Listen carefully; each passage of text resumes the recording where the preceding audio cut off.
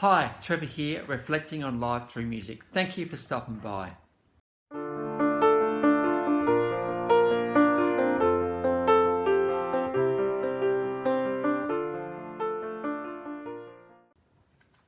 Well, I trust you enjoyed my last video from Dexy's Midnight Runners and through one of these songs of the 1980s, Common Eileen, and just how unsettling the band was with all the attention.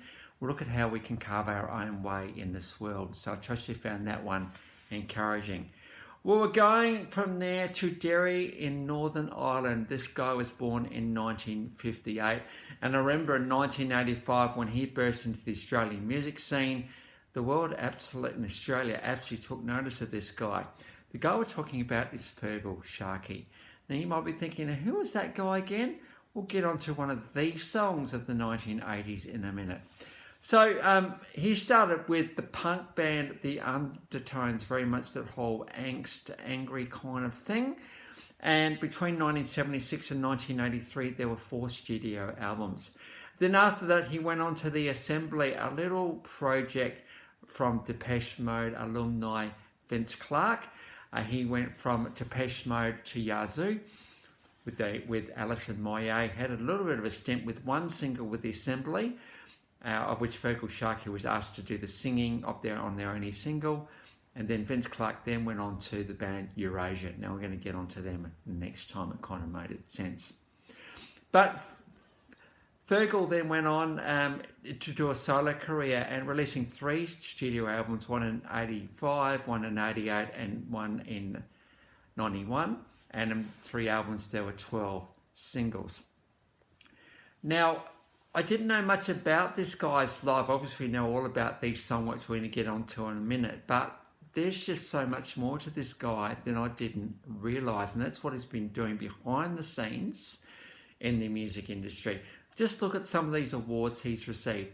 In 2004, he received the Scott Peering Award. And that was very much an award of dealing with music in the radio world. So he got a significant contribution to that. In 2006, he received an outstanding contribution to the live music scene, another significant award. 2008, Doctor of Arts for Hertfordshire University. 2009, he's the number 56th most powerful person in media, according to The Guardian. In 2010, he was number 45 of the top 100 people to shape the digital world, and that was from The Wired. In the same year, he received a Doctor of Letters from the University of Ulster. And in 2019, he received an Order of the British Empire for services to music. It's amazing what you do when you look people up and see the significant contribution this guy has made to music. Of course, When A Good Heart Is Hard to Find came out in 1985, and another song, You Little Thief, came out in 1985, you think, well, they were great songs, but it's what this guy's done afterwards that has made this guy so significant. Look at all those awards he's received and all those acknowledgements he's received. And this goes to show that you can have your go on stage, but then you can also make your mark behind the scenes as being a chair of a few things and a few other things that you do. But I do remember A Good Heart Is Hard to Find. Feargal Sharkey was a pretty good looking bloke, had a pretty amazing hair, pretty big band behind him, and there were 2 drummers actually in the video clips, which is pretty cool. It was an absolutely massive sound, and I think he had had a bit of grunt by that time that the record company decided to give him the best go that they possibly could. And so A Good Heart Is Hard to Find. In fact, you can put You Little Thief into the same kind of bracket a little bit. A good heart is hard to find. Now, hard as in, not the physical pumping thing that we've got, but the very essence of who we are, what makes us tick as human beings. All you need to do is you get one heart alongside another heart and you just hope they're going to mesh. But when one heart isn't quite there and not quite thinking the right way or feeling the right way, it can become quite ugly quite quickly. And what can suddenly become, at the start, as a beautiful, fantastic thing, becomes a bit of a, oh my goodness, I didn't think it was going to go like that, because one person is thinking one thing and the other person is thinking something else. So I think it's really important to realize that if someone does give their heart to you, they're giving themselves to you, the very essence of who they am to you. And you've got to treat it with care and respect. Otherwise, it can be ugly when the relationship comes to an end. So if the relationship does come to an end, realize that it's going to be a bit of a thing for the person to recover. So you've got to be gentle in those breakup moments the best that we can. Because our emotions are fragile, and it can not take much to actually turn them into something not quite so good. And so let's be gentle with each other, guys, particularly when love is part of the world, because love kind of takes us over a little bit. One day we weren't in love and the next day we are. So how we get from one to the other, well, who knows how that actually happens. But when we're actually in love, realize that there is a lot at stake going forward. So, if you're just at the start of a relationship right now, you know exactly what I mean about this new love thing.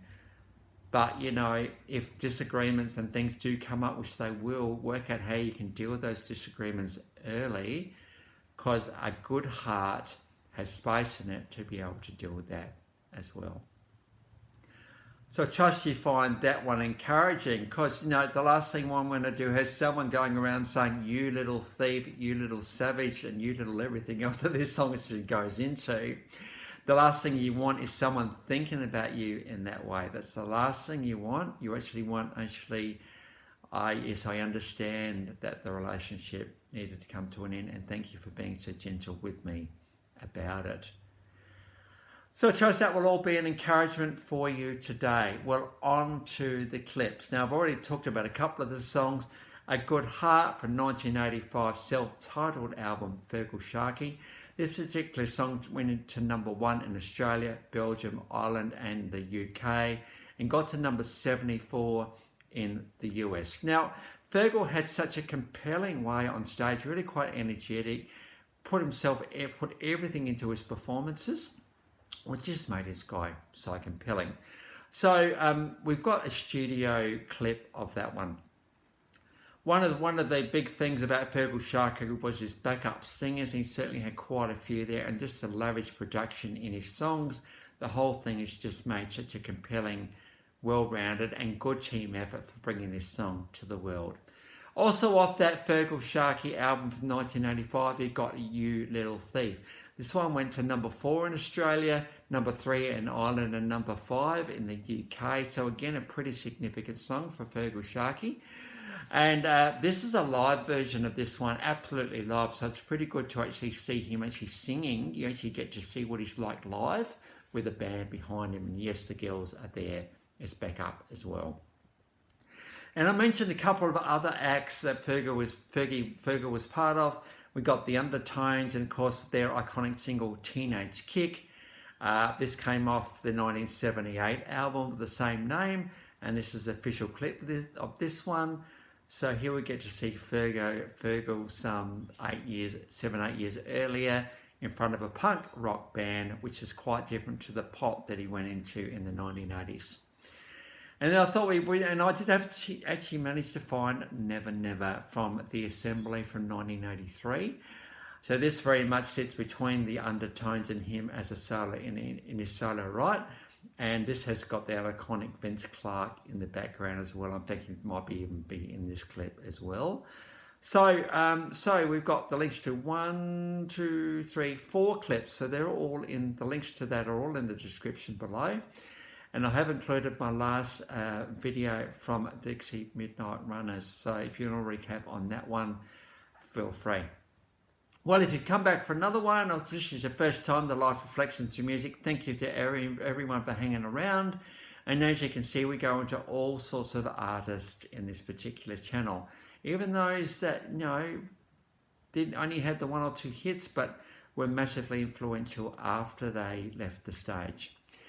So that's it for today. Next time we're going to go on to, because I discovered Eurasia in my Facebook feed, I thought, oh, that's right, those guys are pretty cool too.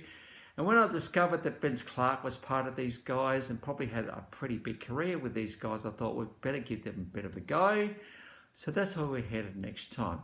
So until then, I'll catch you around. Bye for now.